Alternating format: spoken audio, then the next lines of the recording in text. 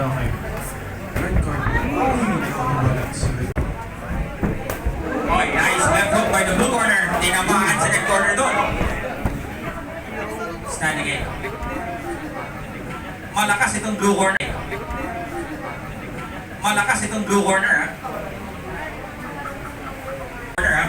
Pero babaw itong red corner. Oh! Another shot by the blue corner. Oh! Grabe! Gustong makapanalo ng 1-5 dito, ah. Eto, mga kaibigan. Sheesh. Sinong sis mo dyan? May sis ka dyan. Once again, live po tayo sa official Facebook page ng Silver Voice TV. Oy! Tinamaan na naman ang sunito! Grabe! Oh, dabaw! Okay, grabe din.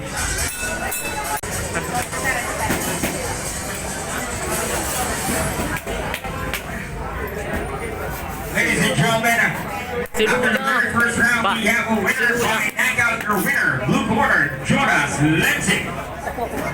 It's all the DJs all over the world. Everybody get ready. Siyempre po kasama ng blue corner ang kanyang promoter, si Nanay. Kaibigan.